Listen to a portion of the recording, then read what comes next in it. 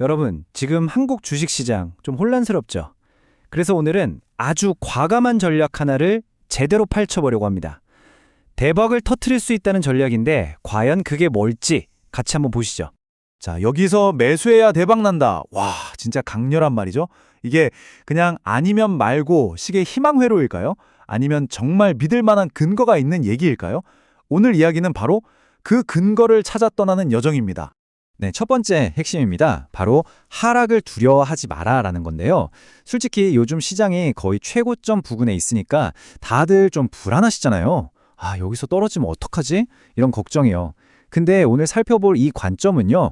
바로 그 순간을, 그러니까 시장이 주춤거리는 그 순간을 완전히 다르게 봐야 한다고 말하고 있습니다. 보통 우리 같은 투자자들은 시장이 좀 빠진다 싶으면 왼쪽처럼 되죠. 아이고, 큰일 났다. 팔아야 하나? 막 공포에 휩싸이잖아요. 근데 이 전략의 핵심은 뭐냐면 바로 오른쪽. 이걸 보고 와, 기회가 왔다 라고 생각하는 거예요. 생각의 틀을 완전히 깨는 거죠. 공포에 질려서 도망칠 게 아니라 기회를 덥석 잡으라는 겁니다. 자, 그럼 도대체 무슨 깡으로, 무슨 근거로 이렇게 자신만만할 수 있을까요? 지금부터 그 왜에 대한 답을 찾아볼 건데요. 이건 그냥 느낌이 좋다 이런 게 아닙니다. 아주 명확한 숫자들이 뒷받침해주고 있어요. 핵심부터 딱 말씀드릴게요. 지금 한국 시장을 단단하게 받쳐주고 있는 건 다른 무엇도 아니고 바로 우리나라 대표 기업들이 벌어들이고 있는 어마어마한 이익, 바로 실적입니다. 자, 이 숫자 좀 보세요. 약 100조 원. 이게 어느 정도냐면요. 삼성전자랑 SK하이닉스 딱 이 두 회사의 분기 영업이익을 합친 거예요. 이게 말이 되나요? 이 두 반도체 공룡이 버는 돈이 워낙 막대하니까 사실상 이 둘이 코스피 지수 전체를 끌고 간다고 봐도 무방할 정도라는 거죠. 그러니까 지수가 좀 흔들려도 크게 걱정할 필요 없다고 말하는 가장 강력한 근거가 바로 이겁니다. 좋습니다. 시장이 왜 튼튼한지는 알았어요. 그럼 이제 가장 중요한 질문이 남았죠. 그래서 뭘 사야 되는데? 지금부터는 이 전략이 콕 집어서 여기에 주목하라고 말하는 핵심 섹터들을 하나씩 까보겠습니다. 자, 바로 여기입니다. 핵심 집중 분야를 보세요. 반도체, 자동차, 2차 전지.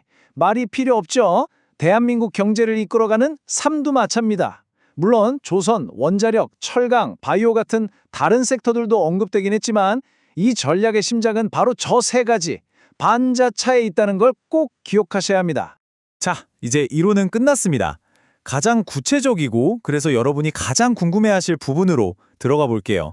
그래서 정확히 어떤 종목을 얼마쯤에 노려야 하는가?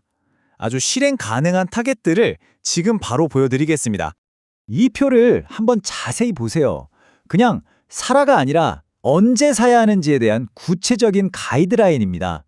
예를 들어 SK하이닉스가 11만 원대까지 내려온다? 혹은 현대차나 삼성 SDI가 50만 원 근처에서 주춤거린다? 바로 그때가 기회라는 겁니다. 각 섹터를 대표하는 이 대장주들이 잠시 숨을 고를 때 그 순간을 놓치지 않고 낚아채는 게 이 전략의 핵심인 거죠. 자, 지금까지는 종목 얘기를 했는데요. 이제는 시야를 좀 더 넓혀서 시장 전체를 아우르는 거대한 흐름에 대해 이야기해 볼게요. 이 집중이라는 키워드가 왜 지금 우리에게 그토록 중요한지 그 배경을 이해하셔야 합니다. 미국 시장 얘기 많이 들으시죠? 매그니피센트 세븐이라고 7개 빅테크 기업이 시장 전체를 들었다 놨다 하잖아요. 그런데 지금 한국 시장도 똑같은 길을 가고 있다는 겁니다.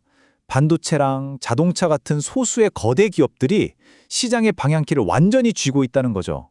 이런 흐름을 쏠림 현상이라고도 하죠. 이 도넛 차트를 보시면 그게 얼마나 심각한지 확 와닿으실 겁니다. 보세요. 삼성전자랑 SK하이닉스 딱 두 종목이 코스피 전체 덩치의 무려 40%를 차지하고 있어요. 나머지 2,000개가 넘는 회사들이 60%를 나눠 갖고 있는 거죠. 이 두 회사가 기침하면 코스피는 독감에 걸린다는 말이 괜히 나오는 게 아닙니다. 그런데 이게 끝이 아닙니다. 이 쏠림 현상은 앞으로 더 심해질 가능성이 높아요. 왜냐하면 곧 2배 레버리지 ETF 같은 상품들이 나오거든요. 이런 상품들은 구조적으로 시장의 대장주들에게 돈을 쏟아부을 수밖에 없어요. 그러니까 지금에 집중하는 어쩌면 시작에 불과할지도 모른다는 겁니다.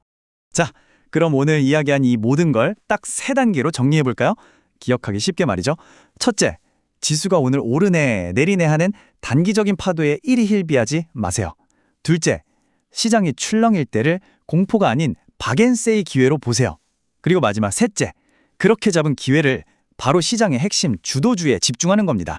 정말 간단하죠.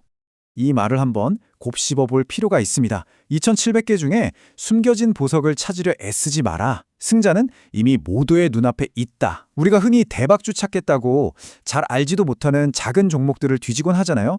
그럴 필요가 없다는 겁니다. 진짜 승자는 이미 우리 모두가 아는 그 이름들, 바로 눈앞에 있다는 아주 강력한 메시지입니다.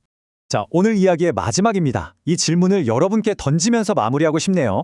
소수의 주도주가 이끄는 시장에서 분산 투자는 오히려 위험이 되고 있는가? 우리가 교과서처럼 여겼던 계란을 한 바구니에 담지 말라는 격언이 지금 이 시장에서도 여전히 유효할까요? 한 번쯤 깊이 생각해 볼 만한 화두가 아닐까 싶습니다.